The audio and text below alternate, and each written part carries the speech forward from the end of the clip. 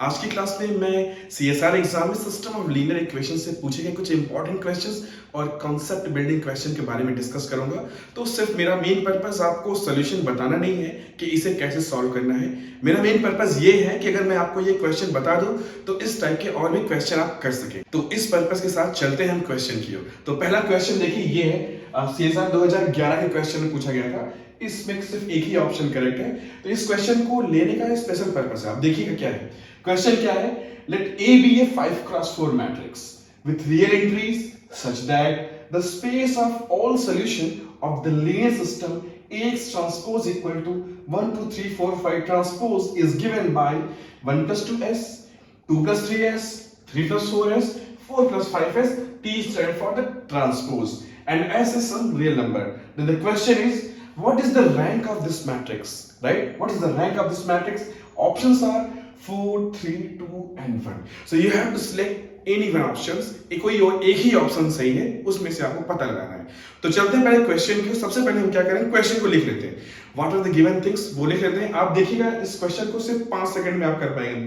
5 second कैसे, देखिए question क्या लिखा हुआ है पहले आपको बता देते हैं। देखिए Ax ट्रांसपोज इस तरीके से लिखा हुआ है। एक्चुअली में ये लिखा हुआ है कि आपको एक लीनियर सिस्टम ऑफ इक्वेशन दिया गया है जहां A जो है वो 5x4 मैट्रिक्स है और x जो है अननोन है। तो आप A जो है ये 5x4 मैट्रिक्स की अगर है तो आपको पता है कि ये जब हम system of linear equation form में लिखते हैं, A अगर m क्रॉस n है तो m जो होता है, अगर आपका A जब आप Ax equal to B form में प्रॉब्लम को लिखते हैं और A आपका जब m क्रॉस n मैट्रिक्स जो होता है, आपने देखा होगा m क्या होता है, नंबर ऑफ इक्वेशंस।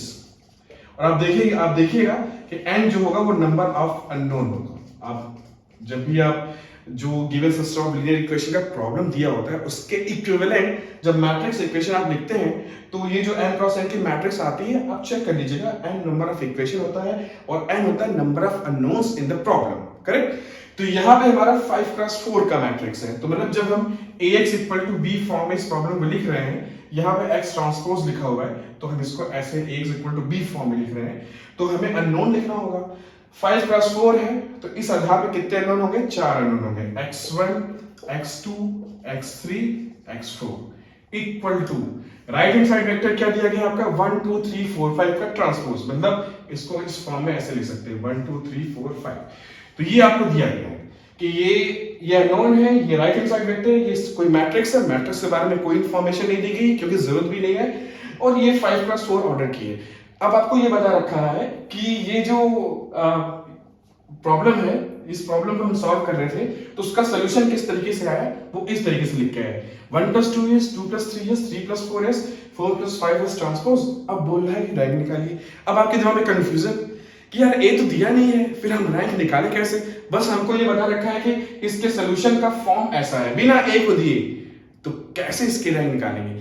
आप 10 सेकंड के लिए सोचिए, फिर मैं आपको एक आइडिया देता हूं। दो तरीके से इस क्वेश्चन को सॉल्व करेंगे। I will give you 2 ways to solve this question. One is the longer and the one is the most simpler, या कह सकते हैं देखते ही हम बता देंगे। तो आपको जैसा पसंद आए आप उसे फॉलो कीजिएगा। क्या पता कोई अप्रोच, कोई दूसरी अप्रोच किसी दूसरी जगह पे काम आ जाए, ठीक है। तो आपने अपना आंसर सोच लिया है, तो हम चलते हैं इसे सॉल्व करने की ओर। तो let me clear this out, then we will solve it. तो चलिए चलते हैं पहले सिंपलेस्ट मेथड से कैसे इसे सॉल्व कर सकते हैं। तो थोड़ा सा रिकॉल करने दीजिए मुझे आपको कि आपको शायद याद हो कि अगर Ax इक्वल टू B ये लीनियर सिस्टम ऑफ इक्वेशन आपको दिया गया हो तो इसके इनफाइनाइट सॉल्यूशंस कब होते हैं। इनफाइनाइट सॉल्यूशन होने का मतलब क्या होता है कि कोई ना कोई फ्री वेरिएबल तो मिल रहा होगा, एक मिल रहा होगा, दो मिल रहा होगा, एक भी मिल जाए तो उसके इनफाइनाइट सॉल्यूशन होते हैं। ये हमारे दिमाग में रहता है, ठीक है। अब नंबर ऑफ फ्री वेरिएबल्स कितने होते हैं, नंबर ऑफ फ्री वेरिएबल्स जो होते हैं वो कितने होते हैं, वो होते हैं that can be given by n minus r, ठीक है। जहां n क्या होता है, n होता है टोटल नंबर ऑफ अननोन्स और r क्या होता है, रैंक ऑफ कोफिशिएंट मैट्रिक्स जो कि a है। ये तो हमें पता था, ठीक। मैंने अपने पहले लेक्चर्स में डिस्कस भी किया हुआ है, चाहे तो आप देख सकते हैं। तो number of free variables n minus r, अगर सॉल्यूशन में फ्री वेरिएबल है तो इनफाइनाइट सॉल्यूशन होता है, उसकी संख्या होती है n माइनस r। अगर अपने प्रॉब्लम की ओर उठे, देखिए अपने प्रॉब्लम की ओर, तो हमें यहाँ पे n की इंफॉर्मेशन है, ठीक है। क्या n की इंफॉर्मेशन है कि आपका जो n है वो है आपका 4, ये हमने पहले बता रखा है, ठीक। r जो है वो नहीं पता, वो निकालना है। अब मैं आपसे बोल रहा हूं, क्या आपको ये पता है, क्या हमें इसकी इंफॉर्मेशन दी तो नहीं गई है? कहीं हमें क्वेश्चन में ऐसा तो नहीं कुछ है कि फ्री वेरिएबल ऑलरेडी हमें क्वेश्चन को देख के पता चल जाए? जरा देखिए क्वेश्चन क्यों, यहाँ पे देखिए, आप यहाँ पे देखिए क्या बोल रहा है कि x इक्वल टू बी, इस सिस्टम को हमने सॉल्व किया तो उसके सोल्यूशन का फॉर्म कुछ ऐसा आया जहां s इज सम नंबर जिसको आप फ्रीली कुछ भी दे सकते हो। जिसका मतलब क्वेश्चन सेटर आपको एक आइडिया दे रहा है। क्या आइडिया दे रहा है कि भैया जो हमारा सोल्यूशन आया है उसमें देखिए s जो है वो फ्री वेरिएबल की तरह से बिहेव कर रहा है, बिकॉज s इज आर्बिट्रेरी। तो इसी को देख के आपको आइडिया लग गया होगा कि अच्छा, तो इसका मतलब है एक फ्री वेरिएबल है सोल्यूशन में, मतलब सिस्टम जो है कंसिस्टेंट है, इनफाइनाइट सोल्यूशन है और साथ ही साथ उसमें एक फ्री वेरिएबल है। इसका मतलब आपको ये दे रखा है कि ये जो नंबर ऑफ फ्री वेरिएबल है इसके लेफ्ट साइड में यहाँ पे आप 1 लिख सकते हैं, मतलब आपको नंबर ऑफ फ्री वेरिएबल 1 दिया हुआ है। तो आपके पास ये वैल्यू पता है, आपको n पता है, तो आप r भी निकाल सकते हैं। r क्या हुआ, डायरेक्ट आप लिख सकते हैं ना, r is equal to what, n minus 1, n is what 4 minus 1 equal to 3। लीजिए आपका आंसर आ गया। फिर सोचिए कितना सिंपल था ये क्वेश्चन, बहुत अच्छा क्वेश्चन है क्योंकि वो बस आपके सिंपल बेसिक्स के टेस्ट कर रहा है। उसने सॉल्यूशन स्पेस दे दिया है और उसमें एक फ्री वेरिएबल डाल दिया है। अब जरूरी थोड़ी है कि फ्री वेरिएबल डाल दे। मान लीजिए वो उसने सॉल्यूशन स्पेस को ऐसा लिखा होता, एक s होता एक t होता और बोल देता वो कि s और t बिलोंग्स टू r, ऐसे भी बोल सकता है। तो फिर आप सोचते कि आप कैसे सॉल्व करें, फिर कोई दिक्कत नहीं है, s और t है तो मतलब n minus r equal to 2 है। और बड़ा सिस्टम बना के s t u v w कर देते हैं यहाँ सोल्यूशन में, तो आप देख लेते हैं अच्छा 4 फ्री वेरिएबल है, तो आप n minus r equal to 4 कर देते हैं, सॉल्व कर देते हैं, कुछ भी क्वेश्चन बना सकते हैं। तो आपको आई थिंक इस तरीके से और भी क्वेश्चन बनाया जा सकता है। तो ये एक तरीका है। दूसरा तरीका क्या है वो भी बता देते हैं आपको, उसमें थोड़ा सा कैलकुलेशन है, 2 लाइन का एक्स्ट्रा आपको करना पड़ेगा। तो दूसरा अप्रोच भी बता देते हैं, कौन सा अप्रोच कब काम आ जाए कुछ भी नहीं कह सकते हम, ठीक है, ओके। अब दूसरा अप्रोच देखते हैं। बोल रहा है क्या कि ये जो सिस्टम को आपने सॉल्व किया था जिसमें क्या नोन क्या x1 x2 x3 x4 they are given by like this, they are given by this one, तो लिख देते हैं। मतलब आपको बोल रहा है कि सॉल्यूशन x जो आपने निकाला जो कि हमारे x1 x2 x3 x4 थे वो उसने बता दिया कि ये है क्या क्या है, 1 + 2s है, मैंने कहा ठीक है, 2 + 3s है, लिख लो भाई, 3 + 4s है एंड 4 + 5s है। अगर आपने देखा होगा non homogeneous system of linear equation के सॉल्यूशन स्पेस को निकाल रहे होंगे तो कुछ ऐसे ही दिखते हैं वहां पे। देखिए इसी को हम चाहे तो ऐसे भी लिख सकते हैं, क्या लिख सकते हैं कि पूरा का पूरा सॉल्यूशन स्पेस जो है उसको आप ऐसे भी लिख सकते हो, 1 2 3 4 प्लस s को कॉमन ले लीजिए 2 3 4 5। तो पूरा का पूरा जो सॉल्यूशन स्पेस है आप देखिए वो इसके लीनियर कॉम्बिनेशन पे है, इस वेक्टर के और इस वेक्टर के लीनियर कॉम्बिनेशन पे है, जहां ऐसा आपका वो आर्बिट्रेरी पैरामीटर है, ठीक। तो इससे हम क्या आइडिया लगा सकते हैं, आप ये भी चेक कर सकते हैं ये दोनों लीनियर इंडिपेंडेंट हैं। तो इसके आधार पे क्या मिलता है हमको, इसके आधार पे हमें ये मिलता है कि ये जो पूरा सॉल्यूशन है इसका सिस्टम ऑफ लीनियर इक्वेशन का, इसका जो maximum number of ally solutions है वो 2 हैं, एक तो ये v1 एक तो v2। तो आप चार्ट लिख सकते हैं कि maximum number of ally solution of this system is 2, that is v1, v2। ये दोनों मैक्सिमम एलाइ सॉल्यूशन है, बाकी सारे सॉल्यूशन जो है वो इनके लीनियर कॉम्बिनेशन है, दैट्स ओनली थिंग। अब आपका क्वेश्चन आता है इससे हम क्या कर सकते हैं, आपको शायद याद हो, नहीं याद हो तो मैं रिकॉल कर देता हूं कि non homogeneous system of linear equation अगर आपके पास है तो उसके टोटल नंबर ऑफ जो एलाइ सॉल्यूशन होते हैं उसकी काउंटिंग होती है n-r+1, ठीक। तो हम लिख सकते हैं कि total number of ally solution of non-homogeneous system is n-r+1। इसका मतलब ये हुआ कि n-r+1 which is the total number of alloy solution of any non-homogeneous system of linear equation is given by 2। तो सारा का सारा उनका जो प्रॉब्लम है इसी में निहित है, जो ये दिया गया है, इसीलिए जो भी चीज गिवन है उस पर ध्यान देना है हमको। n क्या है हमने पहले बता रखा है कि n आपका क्या है 4 दिया गया है, n क्रॉस n में n क्या है आपका 4, 4 - r+1 = 2। तो यहां से भी आपको r क्या मिलता है, आप r = you get 3। तो मैं एक्सपेक्ट कर सकता हूं आपको इसका सोल्यूशन समझ में आ गया होगा और आप इस तरीके के कोई दूसरा क्वेश्चन भी अगर आपसे पूछा जाता है तो आप कर पाएंगे। ठीक है, तो ये था पूरा कॉन्सेप्ट। ओवरऑल अगर आप मुझसे बोलेंगे समरी या समराइज करने को, तो बस इस बात को दिमाग में रखिए, इस क्वेश्चन के हिसाब से आपको क्या सोचना था। सोचना ये था कि maximum number of allied solution of any non homogeneous system of linear equation is n-r+1, और अगर आप नंबर ऑफ फ्री वेरिएबल की बात करें तो वो है n-r, where n is the total number of unknown and r is the rank of the matrix.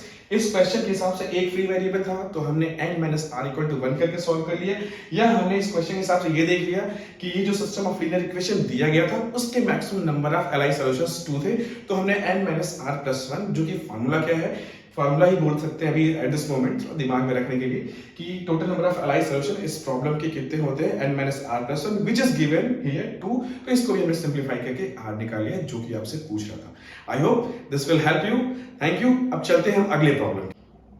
तो इस क्वेश्चन को देखते हैं। ये क्वेश्चन क्या है कि आपको सिस्टम ऑफ इक्वेशंस दिया गया है, ये CSIR 2012 में पूछा गया था, एक ही ऑप्शन करेक्ट है इसमें से।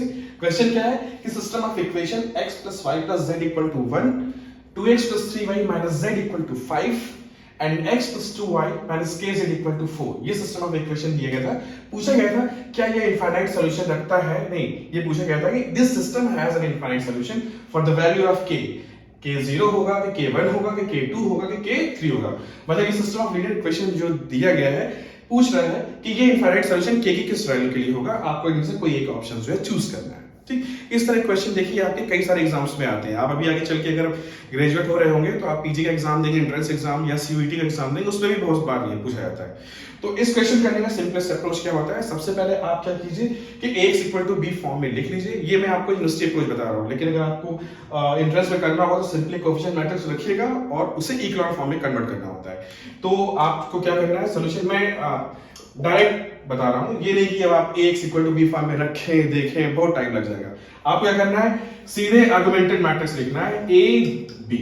आर्गुमेंटेड मैट्रिक्स क्या होता है, आपको जो इस सिस्टम ऑफ इक्वेशन से पहले आप कोएफिशिएंट मैट्रिक्स लिखिए, उसमें कॉलम b को ऐड कर दीजिए। ठीक है, मतलब this is equal to what, coefficient matrix लिखिए पहले। कोएफिशिएंट मैट्रिक्स क्या होगी, पहले x y z कोएफिशिएंट लिखिए, पहला रो बना दीजिए इसको 1 1 1, यहां सेकंड रो क्या होगा 2 3 -1 2 3 -1, और थर्ड इक्वेशन से क्या मिल जाएगा 1 2 k, और एक लाइन खींच दीजिए आर्गुमेंटेड मैट्रिक्स पे, यहाँ पे b एक्स्ट्रा कॉलम ऐड हो जाता है। b क्या होता है आपका, ये जो आपको सिस्टम ऑफ लीनियर इक्वेशन दिया गया होता है उसका जो राइट हैंड साइड वेक्टर होता है वो b होता है। तो यहाँ पे क्या है 1 5 and 4, so you have written like this. ठीक, कोई दिक्कत नहीं है।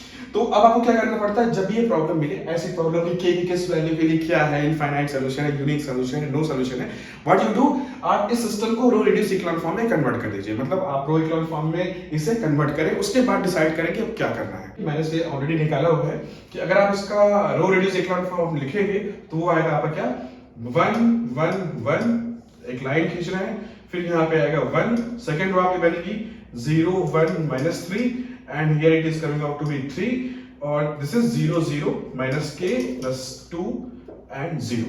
ये होगा इस मैट्रिक्स का इक्वेशन फॉर्म। आप भी एक बार वेरीफाई कर लीजिएगा अपने सेटिस्फैक्शन के लिए, अदरवाइज इट इज करेक्ट। तो ये है इस मैट्रिक्स का, ये जो आर्गुमेंटेड मैट्रिक्स लिखा था इसके करेस्पॉन्डिंग इक्वेशन फॉर्म। अब आपको क्या करना पड़ता है, आपको ये बोला गया है कि this system has infinite solution. तो एक बात तो कंफर्म है, क्या कंफर्म है, कंफर्म ये है कि सिस्टम के सॉल्यूशन एग्जिस्ट करता है। तो अब यहाँ पे आपकी पहली टेस्टिंग ये होगी, आपको पता होगा शायद कि नहीं पता है तो रिकॉल कर लेते हैं कि अगर आपके पास non homogeneous system of linear equation a = b अगर आपको दिया गया है, so this system is consistent. मतलब इस सिस्टम का सॉल्यूशन एग्जिस्ट करता है कब, जबकि rank of a = rank of augmented matrix हो, तो हम कहते हैं क्या, सिस्टम इज कंसिस्टेंट। ठीक, अगर ये होता है सिस्टम जो है कंसिस्टेंट होता है। और इनफाइनाइट सॉल्यूशन कब होगा, इनफाइनाइट सॉल्यूशन केस बता देते हैं कि इनफाइनाइट सॉल्यूशन जब भी होगा तब आपका फ्री वेरिएबल जरूर होना चाहिए। फ्री वेरिएबल का क्या फॉर्मूला होता है कि number of free variables is equal to n-r। अभी डिस्कस भी किया था हमने। n क्या होता है, total number of unknowns. n क्या है आपका, टोटल नंबर ऑफ अननोन्स। यहां पे कितने अननोन हैं, देखिए यहां पे 3 अननोन हैं, कौन कौन से, x y z, total number of unknowns a-u-n and k-n-o-w and which is 3। ठीक है, आर जो है इसके बारे में तो सोचेंगे नहीं हम, इतनी चीजें तो दी गई हैं। तो ऐसे प्रॉब्लम को जब डील करना है तो ये जो रो और इक्लॉन फॉर्म है इसके लास्ट में आप यहाँ पहुंच जाइए, पहुंच गए हम। अब आपको दो चीजों का ध्यान रखना है, एक तो ये ध्यान रखना है कि कंसिस्टेंसी मेंटेन्ड है, मतलब rank of A equal to rank of A B, ये तो बना रहा है, और इनफाइनाइट सॉल्यूशन है तो ये भी साथ में आपको देखना होगा कि भाई फ्री वेरिएबल मिले, मतलब आर इक्वल टू एन ना हो, ठीक है, आर लेस देन एन हो तभी काम बन जाए, मतलब आप ये भी साथ ही साथ रैंक ऑफ ए जो है वो लेस देन एन हो जाए, क्योंकि अगर ऐसी सिचुएशन में क्या होता है कि फ्री वेरिएबल मिल जाता है तो इनफाइनाइट सॉल्यूशन मिलता है, यही कंडीशन है। तो अब ये लास्ट रो वाले को देखो, आप क्या करना होता है, इसको आप पुट कर दो जीरो। अगर हम यहाँ पे फ्रॉम लास्ट रो माइनस के प्लस टू इक्वल टू हम अगर जीरो कर दें, ठीक है, अगर हम ये जीरो कर दें, मतलब यहाँ पे इमेजिन करिए कि यहाँ पे जीरो रखा हुआ है, तब आपको सबसे पहले चेक करना होगा, क्या चेक पहले ये करिए कि आपने ये जो कांड किया इसके बाद ऐसा तो नहीं कंसिस्टेंसी गड़बड़ा गई, देखिए गड़बड़ाएगी नहीं। अगर यहाँ पे जीरो है तो रैंक ऑफ ए क्या होगा, यहाँ पे हाथ रख लीजिए ताकि आप रैंक ऑफ ए भी ना देखें, रैंक ऑफ ए क्या होगा 2 हो जाएगा, ठीक है। In this case rank of A is equal to 2। अब मैं बोलूं कि अगर ये जीरो है तो rank of augmented matrix A B क्या होगी, आप क्या करना है, आपको पूरी मैट्रिक्स से रैंक निकालनी है। आप देखिए अगर यहाँ पे जीरो है तो यहाँ भी जीरो है, तो एज ए होल पूरी मैट्रिक्स की भी रैंक जो है वो 2 बनी होगी, मतलब इन this case you can say, थोड़ा मैं मिटा देता हूं यहाँ पे इसको क्योंकि हमारा इससे काम है। इस केस में रैंक ऑफ ए बी जो है ये भी 2 है, चलिए अच्छा है, तो दोनों ही हमारा 2 है, मतलब एक चीज तो कंफर्म हो गया, अगर आप माइनस के प्लस टू इक्वल टू 0 करेंगे तो सिस्टम तो हमारा कंसिस्टेंट है क्योंकि ये है, लेकिन साथ ही साथ ये भी हो रहा है, क्या हो रहा है, which is less than n, क्यों, क्योंकि n क्या है आपका x y z which is 3। तो आप दो चीजें आपने यहां पे कर दी, क्या आपने कर दिया, आपने एक तो आपने ये होल्ड कराया और साथ ही साथ आपने ये भी कर दिया कि rank of A less than n हो गया। इस केस में क्या होगा, free variable exist, free variable मिल जाएगा। तो इस केस में अगर फ्री वेरिएबल मिल गया तो सोल्यूशन क्या हो जाएगा, आपका सोल्यूशन क्या हो जाएगा, वो इनफाइनाइट हो जाएगा, क्या हो जाएगा, this implies solution will be infinite, ठीक है, इनफाइनाइट सोल्यूशन होगा। तो अगर आपने माइनस के प्लस टू इक्वल टू 0 कर दिया तो के की वैल्यू क्या आ गई 2, तो इस केस में ऑप्शन क्या आपका सही होगा, ऑप्शन सी।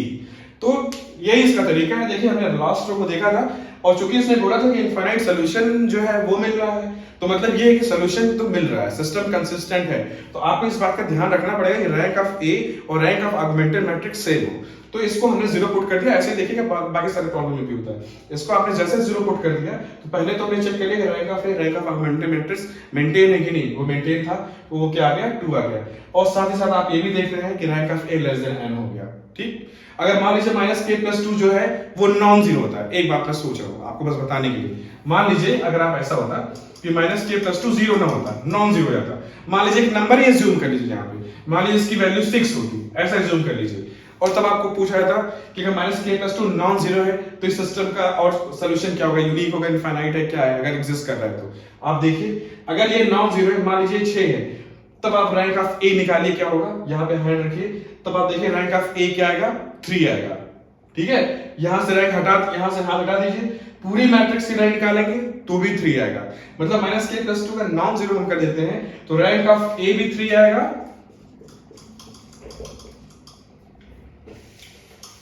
और साथ ही साथ रैंक ऑफ ए बी ये भी 3 आएगा, राइट। तो इस केस में अगर हम आपसे बोले नंबर ऑफ फ्री वेरिएबल्स कितने होंगे, नंबर ऑफ फ्री वेरिएबल्स,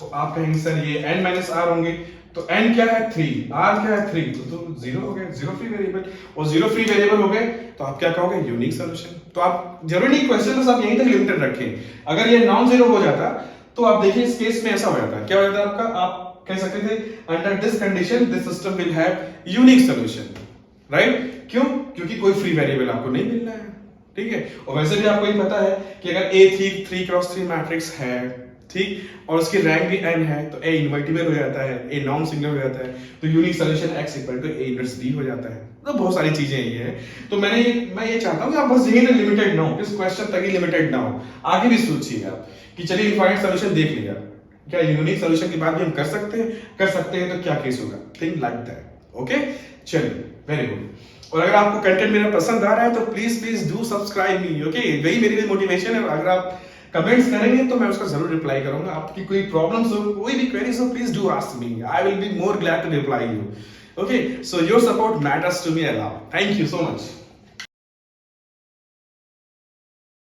तो चलिए डिस्कस करते हैं ये क्वेश्चन। ये आपके सीएसआर एग्जाम में 2015 में पूछा गया था। सीएसआईआर 2015 का क्वेश्चन है। बहुत एलिमेंट्री क्वेश्चंस आए हैं। अब देखिए, आप आपका कॉन्सेप्ट बिल्डिंग क्वेश्चन है, आप कह सकते हैं, और भी एंट्रेंस एग्जाम्स में आ सकते हैं आपके।